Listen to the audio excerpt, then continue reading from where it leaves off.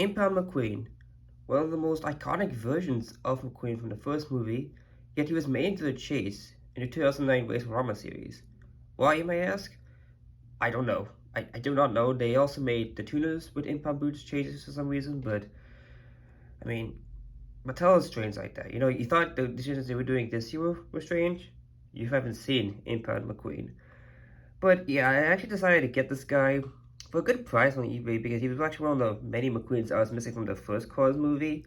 There's him, there's Lightning McQueen bumper stickers, and a couple others that I know I'm going to say. Cruising McQueen's another big one that I'm hoping to add to the collection soon. But this is a good start. This is a good start. Because I think this is my first chase in the collection, which is pretty cool. So hello everyone, welcome back to another review here on the channel. And today we're going to be taking a look at Impound Lightning McQueen. I got this for my birthday alongside the Leaves No Setup plushie from the Owl House, which is pretty cool. I probably won't be reviewing it on the channel, but I might be doing a review of it over on my Instagram. So if you want to see this video, go check out the Instagram. I'll look at it's in the bio of my channel. So yep, I'm going to be really happy to review that. But today we're going to be focusing on Impound Lightning McQueen. So let's move all these guys to the side and take a look at the packaging. And yeah, the package did come like that, unfortunately. It was very loose, but I mean, I'm going to be opening it up anyway, so not too big of a deal. You can see they just used a normal stock image of McQueen, but they just photoshopped the boot in, which, I mean, I don't know. I mean, I guess it's better than just not including the boot at all, but I would have liked to see him with a more, like, upset expression, because I don't think he was this happy when he got the boot in the movie. But it does have the Chase logo, Race Rama, and this is actually the first time I actually own something for Race Rama, so we can take a look at the packaging. I believe this is the Los Angeles, no, actually, I think this is the most Motor design, because if you see in the background here, that's the same banner that wasn't seen in the Motor Speedo design in the first movie, where McQueen is behind Charlie Checo. So I think that's what it is, but I think they might have combined it with the LA Stadium, because you can see a bunch of RVs here, the Dinoco tent, Impound Lightning McQueen, and he was number 73 because it corresponded with a game. I think it was called the World of Cars Online, which I don't think it's playable anymore, but for a time you could implement those codes into the game. It does have a little pamphlet here, which we'll check later on. And on the back, we have a bio about Chief Nostal. Oh, he was known as Roman Dunes. It has McQueen saying, "Meet my fan, Chief Nostal." I don't think McQueen knows this dude, but sure, whatever, I guess. It reads, "Chief Nostal directs every move of Nostal pit crew, hoping his team wins the big Dinoco 400 race." Well, you might want to sit up for this, but Todd Marcus ain't winning that race, that's for certain. We see a bunch of other logos on top. The worldofcars.com website, yep, the other website you can go on for a brief time. And it says collect by color, and there's a bunch of other names here, like Danica McQueen, Ghost Rider, Moon, and Leakless. So yeah, that about does it for the packaging, and I'll be right back with this McQueen all opened up. Alright, so here is this McQueen out of the package, and he looks great. Now, of course, this is a Chinese-made release, so we won't have to worry about any blurry decals, which is a relief for once. Because I love Thailand, but, China's decals, you can't really top those. You cannot. Let's just show a quick image of where this McQueen appeared in Cars 1. Pretty iconic scene. That's actually where he met Mattel for the first time in his impound lot, and then there's a little funny scene where he grabbed McQueen by the undercarriage, and McQueen makes a little scream, like as if he was like getting something horrible done to him, but it was just Mattel just grabbing him by the knee, underneath I should say. So that's pretty cool. He had on to an entire courtroom scene until Mattel took it off, and then he just sped. Like he was just speeding on to. He's trying to get out of radio springs, basically, is what I'm saying. So as for his releases, I kind of mentioned this before, but he was only released in 2009 in the Race Rama collection. There's a chance he might get re-released because two chases that were never supposed to be released ended up getting re-released. Those being Lee Rice and Miles Axelrod Open Hood. So maybe we could see a re-release of this guy next year, but I'm not holding out my breath on that. Okay, so let's take a look at the diecast now. First off, I love the expression. It honestly captures his misery quite well. He has like the raised eyelids and the open mouth. Though I do believe this eye expression is the same as First Time McQueen. Yeah, pretty much the exact same. So yeah, little little like so that these don't have unique expressions. Although I think this one came out first and Impound McQueen did. I don't know. I mean, but they both look good though. At least they didn't use the tongue. That would like really freaky. Speaking of the mouth, he does have a little mouth plate, which means there's a crack going across his body, separating the mouth from the main of the body. Mattel loved using these in 2008 to 2010, I think, not 2012, because it was just easier for them to switch out expressions, but I think they found a way around that, where it's easier to just standardize everything, make everything one piece, which I'm glad because these things were kind of ugly. Like this one doesn't look horrible. Like it looks fine. They were able to match the colors to the body and mouth pretty well. Now, if this is Vietnam, oh boy, I shudder to even think what it would look like. Of course, he does have the classic McQueen features like the headlights and some nice detailing around his fenders here. When I opened this, I thought I thought it was like a chip, but no, these are dirt. This is dirt across his mouth, which is so cool. Cause I usually could have seen them just leaving this clean, but the fact that they went the extra mile of adding the dirt, it's pretty cool. They even got some on the boot, which is awesome. Yeah, it really is. Of course, it's stuck on the tire, so you can't really roll that great. But I mean, not really supposed to, you know. Yeah, so you can't roll, but you know that's actually the great thing about it. Even there's even some dirt. It's mostly like gravel across the fenders here, the sides.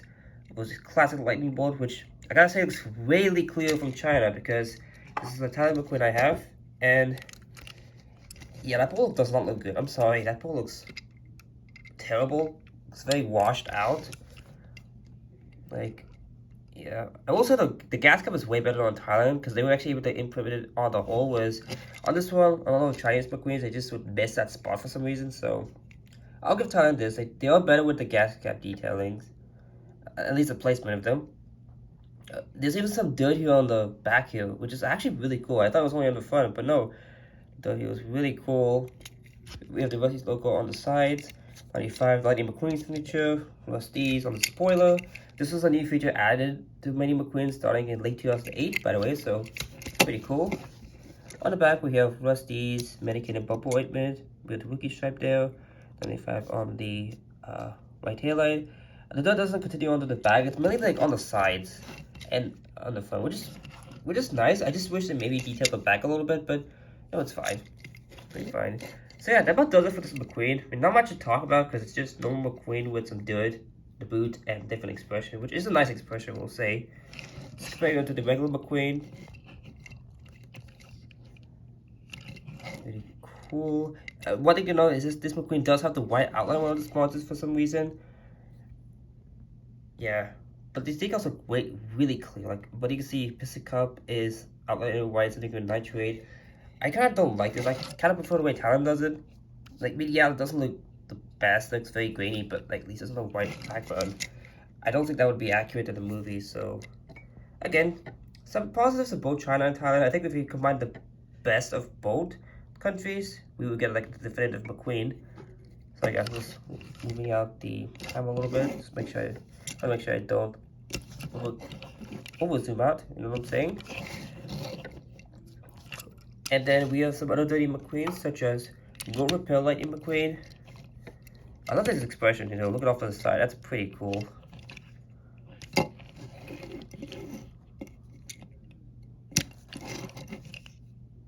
Pretty cool. And of course, the last one I want to show off is Lightning McQueen with Shovel. This is his Thailand release, so that's why he looks a little different. But yeah, a lot more asphalt on this guy. Goodness gracious, McQueen is really out there scraping the road. But yeah, the detailing on him looks fantastic. I really like it. He even got some on the back, which something the Impound version would have done. Just put some on the back like he did on the sides here. I think that would have made it really cool, but again, not a deal breaker. So yeah, that about does it for this McQueen. Oh yeah. There we go. So even though he doesn't have the holes, he can still be connected with the new mate with working tail hook if you just put him down on his rivet, which is pretty cool. You can kind of recreate the scene now. As I was saying, you can recreate the scene now of Mater, Toy McQueen. you know, and him getting shocked for the first time that toe hooks exist. That seems almost funny, I don't know why. But anyways, that about does it for the comparisons and review of Impound Lightning McQueen. Thank you all so much for watching. Remember to leave a like, comment, and subscribe for more upcoming content. See you all next time. Until then, this is Gerald QuickTire signing out. Wait, before we go, I do need to show off the little pamphlet that came with McQueen. So let's move McQueen aside and take a look at the pamphlet. It does have the World of Cars logo back when the name was called that. We also have the website on which you can redeem these tickets on, which is pretty cool. It says use tickets to unlock cool stuff, and it'll give you like a little code in the back you can implement onto the site. Unfortunately, I don't think the site is active anymore, which is kind of unfortunate, but it's a subject to cancellation after December 31st, 2009. Yeah, a little late for that. But yeah, on this other side here, I really like how it's like a continuation of the Race of Ramen packaging, because, I mean, honestly, without the pamphlet thing, you kind of make it look like a background. Like, almost like that. And if you have the packaging, that would go really hard. So, that's really cool. So I want to get that out of the way, but let's see what it has. So it says, collect by ticket number. It has a bunch of those same tickets we saw in the package. And it says, in the Radio Spring series, we have Greta, I forgot his name, Milton Caliper or something like that, and Halloween Murphy. So they were part of the Radio Spring series. You have to all number differently. And as a part, I'm assuming this was like Team 95 or something like that, but you have like Race Tow Truck Tom, Chucky, and Kathy Copter, which, I mean, none of those are related to McQueen, but okay, sure. Then we have Dinoco, which makes sense. We have Dinoco, Jake Hicks, and Luke Pedalwood, I